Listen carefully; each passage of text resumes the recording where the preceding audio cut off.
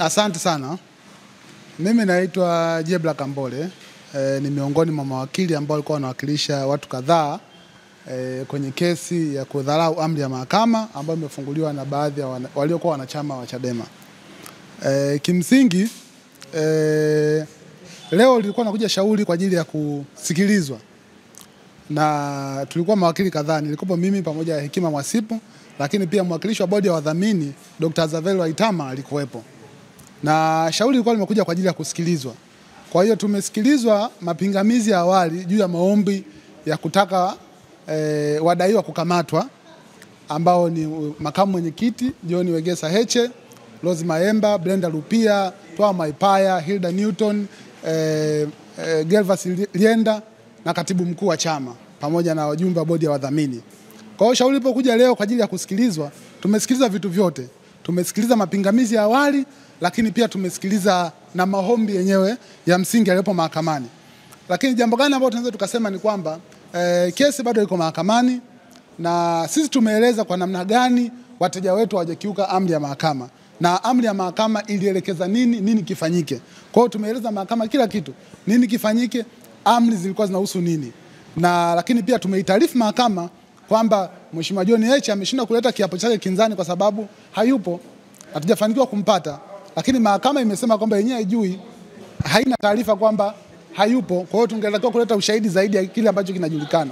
Kwa hiyo sisi ambacho tumekifanya, tumeeleza mahakama kwamba hakuna dharau kwa mahakama ya namna yoyote ile, na mambo ambayo mahakama ilielekeza watu wametekeleza. Kwa hiyo kile ambacho kinadaiwa kwamba wamedharau mahakama, tumemwambia mahakama sio sawa. Kwa hiyo mwisho wa siku, kwa sababu kesi bado iko mahakamani, tuache mahakama itasikiliza, itafanya maamuzi yake ni nini imeona kwa kile ambacho tumewasilisha. Lakini kimsingi mahakama inakuja kutoa maamuzi siku ya tarehe 4 mwezi wa 11 saa 9 mchana. Kuna hoja ya mapingamizi ambayo umewasilisha, unajaribu kuthibitisha mapingamizi yenu yalikuwa yanalenga kwenye maeneo gani hasa? No, mapingamizi kwanza yalikuwa yanalenga kwenye maeneo makuu mawili, maeneo makuu matatu. Kwanza kuhusiana na ukomo wa muda, kama shauri liletwa kwa wakati, kwa sababu tunaamini madai ambayo walikuwa wanaambiwa wameyatenda yalikuwa nje ya muda mpaka kuja kuleta siku 60 zilikuwa zimepita. Lakini pia tulikuwa tunahoja kuhusiana na malalamiko dhidi ya wateja wetu, kama malalamiko kweli yana mashiko. Kwa hiyo tumeeleza mahakama malalamiko yetu, malalamiko ambayo sisi tumeeleza mahakamani, na kimsingi tumesema kwamba kwa sababu amri ilikuwa inahusiana na matumizi ya mali, haikuzuia moja kwa moja kwa wanachama wengine kufanya siasa au watu wengine kufanya siasa. Then tukasema sio sawa, kwa sababu hiyo amri ya kuelekeza kwao, na sisi tumeiambia mahakama kwamba hiyo amri hiyo wao hawakupewa, na maamuzi ya mahakama ni maamuzi ambayo yalikuwa yanahusiana na wahusika, sio ya dunia nzima. Tunasema it was judgment in personam, not in rem. Kwa hiyo ilikuwa inawahusika watu wenyewe, sio kila mtu lazima aheshimu. Kwa hiyo waliopaswa kuheshimu waliheshimu, lakini wamekuja kushtakiwa ambao hawakuwa na maelekezo hayo na mahakama. Kwa hiyo kitu cha msingi ndio hicho ambacho kilifanyika. Kwa mapingamizi yalikuwa yamejikita kwenye maeneo mawili. Lakini pingamizi jingine ilikuwa imejikita kwenye hoja kwamba iwapo wakili anaweza kuwa ni wakili na shahidi kwenye kesi moja. Kwa hiyo pia tulieleza mahakama. Kwa mwisho siku mahakama yenyewe ndio itapima, itaamua kama inawezekana mtu kuwa wakili lakini pia kuwa shahidi kwenye kesi hiyo hiyo. Hiyo ikoje? Kwa maana mtu anasikiliza no, hoja iliyopo, kwa sababu tumepeleka hoja kwamba miongoni mwa mawakili wa walalamikaji hapa pia kiapo kuhusiana na ushahidi wa kielektroniki. Kwa hiyo tunaiacha mahakama iamue kwamba ni sahihi kwa wakili kuwa shahidi lakini pia kuwa wakili kwenye kesi moja. Kwa hiyo sisi tumeieleza mahakama kwamba ni kinyume cha sheria na ni conflict of interest, kwamba huwezi kuwa shahidi na ukawa wakili. Kwa mwisho siku mahakama ndio itaamua, itachuja, itaona hoja zetu zina mashiko au hazina mashiko, itaamua. Lakini jambo la msingi la kuelewa ni kwamba shauri linakuja siku ya tarehe 4 saa 9 mchana Novemba. Inakuja kwa ajili ya uamuzi pengine kwa kisheria panapofikia makosa na endapo wateja wenu wakutwa na hatia, adhabu yake inakuwaje? Kwa sababu adhabu ziko kisheria na hii ni madai. Ni kesi ya madai, haijatoka kwenye jinai. Kwa hiyo mashauri mbalimbali yanaelekeza namna ya kutoa adhabu. Kwa hiyo mahakama huwa inaangalia kutokana na mazingira, inaweza ikatoa onyo, inaweza ikatoa faini ya kulipa, au inaweza ikitoa faini inatoa muda wa kulipa. Endapo mtu akishinda kulipa kwenye muda husika, then anapelekwa gerezani, kwa sababu msingi wake ni madai. Msingi wake sio jinai. Mpaka saa hizi hatuna taarifa rasmi. Hakuna taarifa rasmi kutoka jeshi la polisi, lakini pia hakuna taarifa rasmi kutoka kwenye mamlaka mbalimbali kwamba anashtakiwa kwa makosa gani. Tunaambiwa tu watu wanaenda wanajaribu kuangalia hapa na pale, lakini jambo la msingi hakuna mtu with certainty anaweza akasema kwamba Heche yuko wapi, ameshirikiwa na mamlaka gani na kwa ajili gani?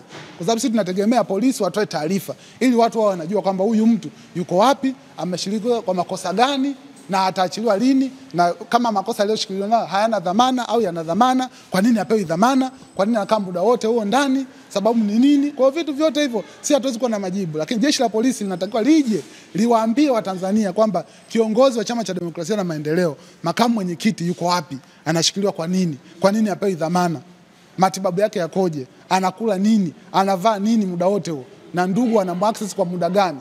Kwa vitu vyote vinataka viweke wazi, lakini sisi hatuwezi kuwa na majibu moja kwa moja kwa sababu bado kuna ukuta kati yetu sisi na yeye. Tutatupitisha kwenye madai yenu ambayo mmeyaleta leo na hoja zenu na asante. Tulikuwa na kesi leo inayotokana na zuio la tarehe 10 mwezi wa 6 2025 ambapo chama cha Chadema na bodi ya wadhamini ilizuiliwa isifanye shughuli zingine zozote zile. Kwa hiyo kulikuwa kuna watu wanaendelea kufanya shughuli mbalimbali ikiwa ni pamoja na kueleza namna mbalimbali kwenye vyombo vya habari kwamba waliozuiliwa ni bodi ya wadhamini na wengine hawahusu. Kwa hivyo tulileta ombi la kudharau amri ya mahakama kwa sababu mahakama inapotoa amri zake lazima zitekelezeke. Sasa leo ombi lilikuja kwa kusikilizwa. Kwa wakati ombi limeletwa kwa ajili ya kusikilizwa, walileta mapingamizi. Mapingamizi yao makubwa yalikuwa mawili. Kwamba hati ya kiapo iliyoapwa, kwa sababu kuna hati za viapo 3. Moja iliapwa na wakili msomi, kulazimika kuna jambo lazimika alitolea ufafanuzi kwa njia ya kiapo. Kwa hiyo walilalamikia kwamba hati ya kiapo iliyoapwa na wakili msomi wa upande wa waombaji ni mbaya kwa sababu gani? Ana conflict of interest. Yeye ni wakili, kwa nini tena aje ape kwenye hati ya kiapo? Kwa hiyo ilikuwa ni pingamizi hiyo. Pingamizi nyingine ilikuwa kwamba ili ombi la contempt of court kwamba liko nje ya wakati wa siku 60. Hiyo ndio hasa malalamiko yao walikuwa hivyo. Kwa hiyo tumezisikiliza. Baada ya kumaliza kusikiliza, lakini kubwa zaidi ni kwamba mjibu maombi namba 1 hakuonekana mahakamani leo. Lakini mheshimiwa jaji akasema kwa kuwa ana wakili, kwa hivyo kisheria yuko mahakamani, yuko legally represented, na kwa hivyo tukaendelea na kusikiliza kwa ombi la contempt of court. Baada ya hapo mheshimiwa jaji akasema kwamba PO alipozisikiliza yale mapingamizi akaturuhusu tuendelee pia na ombi la msingi la kudharau amri ya mahakama.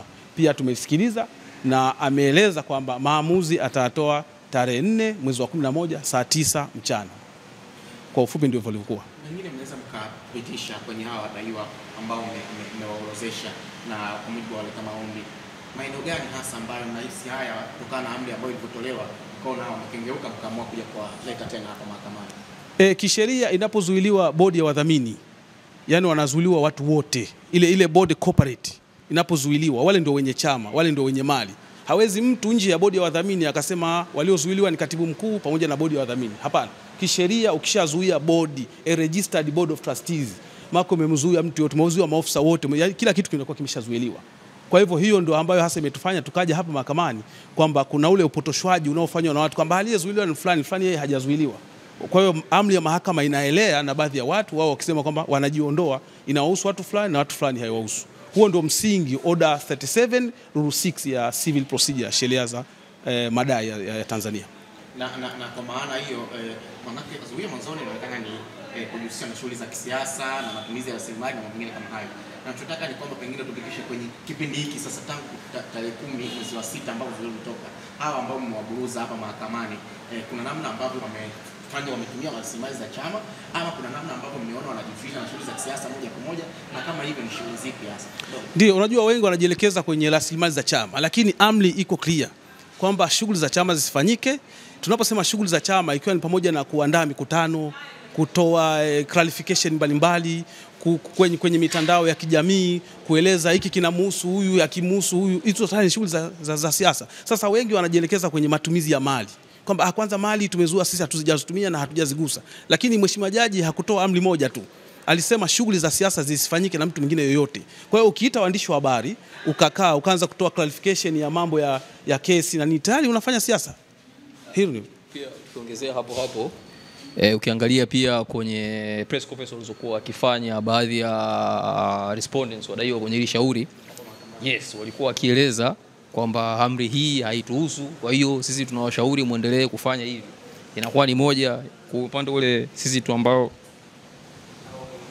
kwa mtazamo wa wateja wetu wanaona kwamba ni moja kuvunja amri za mahakama, 2 kudharau amri za mahakama, lakini 3 pia ni kuencourage watu wengine kwa motivate na wao wafanye jambo hilo la kufanyaje, la kuvunja amri za mahakama au kudharau amri za mahakama. Lakini pia kuna wengine kwenye mitandao ya kijamii wamekuwa wakiendelea kusema mambo na kupublish mambo na kufanya vitu ambavyo wao wakiwa kama maafisa wa chama wamezuiliwa kutokana na zile amri, lakini wanapuuzia na wanafanya.